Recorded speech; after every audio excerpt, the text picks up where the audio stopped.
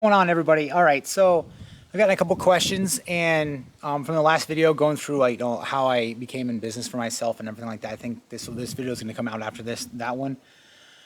I kind of looked back at my first year of business and kind of went through like what I actually needed, what I could have saved money on as far as tools wise, and it's kind of surprising.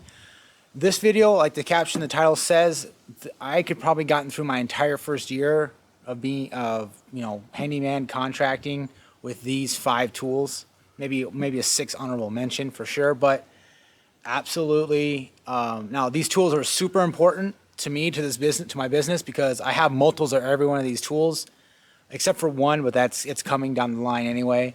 They're big purchases. I'm not gonna lie, these are expensive tools, but at the same time, man, are they extremely valuable. Like if I had to do it all over again, I say this in a couple videos, these would be the first tools I'd buy. And it also so happens that I don't need a trailer to haul all these things. It all fits in the back of my truck if I needed to, with all this, spare tires and everything like that. But I could fit everything behind here and get to a job site.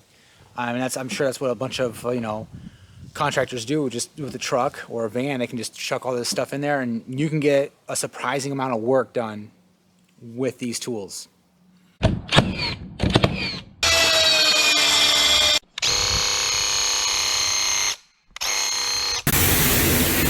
A lot of you are going to have different sets of 5 tools that you could do with your business.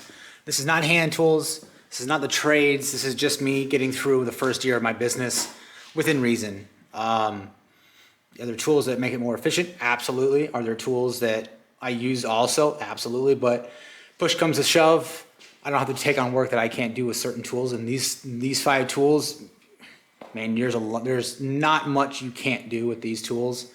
So let's get into it. I mean, it's right here.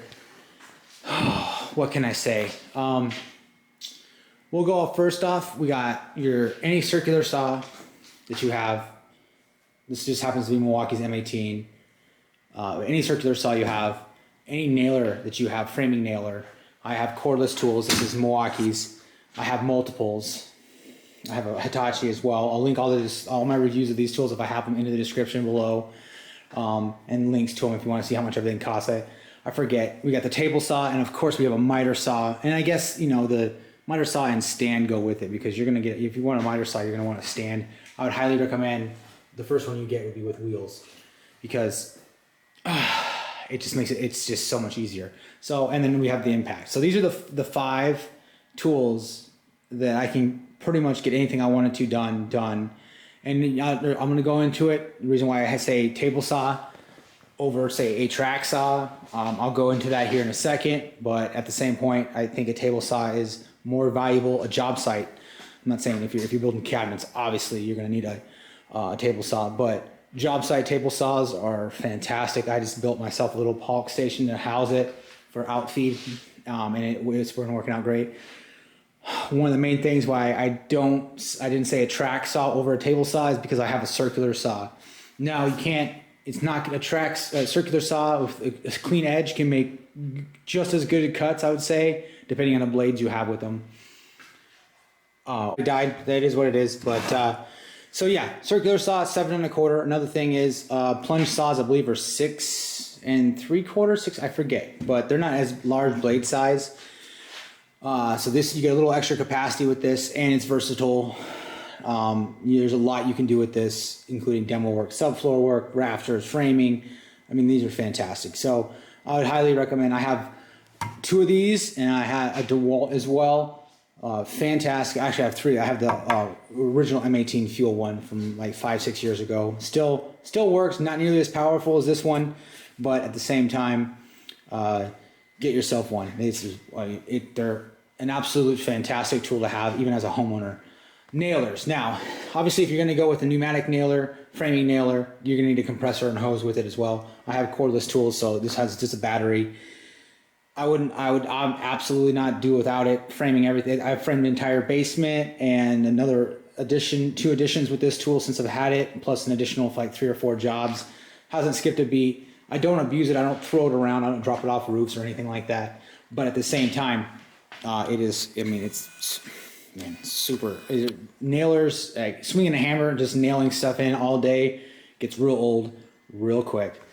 Get yourself either a pneumatic nailer or a cordless nailer. I will say these are heavier, obviously, and I have two because if one breaks, I still need to keep production going, and I have a second one as backup. Or if I'm doing different tasks that require different types of nails or different length nails, I can load one with one size or load another one with another size. So, I mean, absolutely. This so let's go through the model number with this one.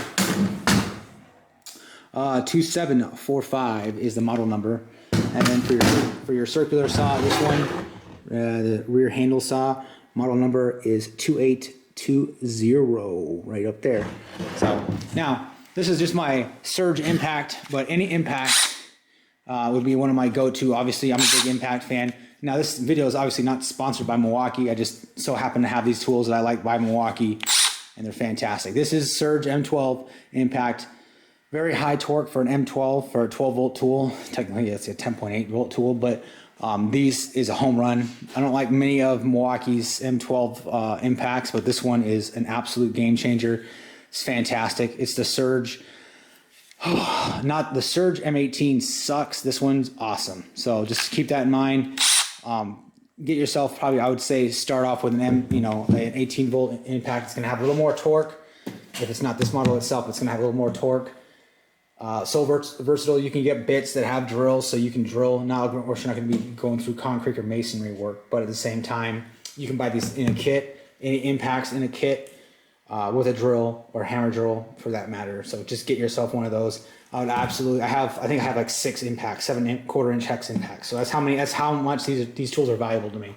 So can't live without them on a daily basis. Even on my personal life, I still have them. They're fantastic. And this model itself, if you guys want to know, is a 2551 is that model. And they come with, dash 21, dash 22, depending on how many batteries you want with that kit. So let's go over to the table saw. So the reason why I say table saw is because I looked at my first year of business and I did a lot of, wood rot replacements, stuff like that.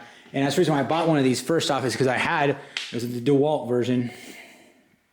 Bay windows, replacing here in Michigan, we have a lot of wood rot, and you need to cut stuff down, rip it to size to match other, trimming out of the house and all that kind of stuff. And it's just a real pain in the ass to do it with a circular saw or a track saw because, a piece of wood might be only 4 inches wide. So laying a track on that, it's a little tricky. So, and there's so many, you can do small adjustment cuts, stuff like that with a table saw.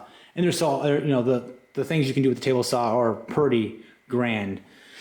Even with a job site table saw. So that's why, man, I can't say enough good things. Now, this is my second Milwaukee one. I'll link in the description. My issue with the first one I had a problem with the on-off switch. So it wouldn't switch. This one, they replaced it for free for me, no big deal. Drop shipped a new one to me. So that's why I'm still having it now. Again, I think Milwaukee's MX Fuel line is coming out with a 10-inch table saw, job site saw, which that's the next purchase I'm going to be buying because I would like to have more capacity. A 10-inch table saw would be amazing on the job site. Even more amazing would be cordless because that means I'd buy it. So keep in mind the fences that they're not the most durable tool. Like this is the DeWalt one I had. I think I busted it a little bit, broke a fence off. This is my third fence on here.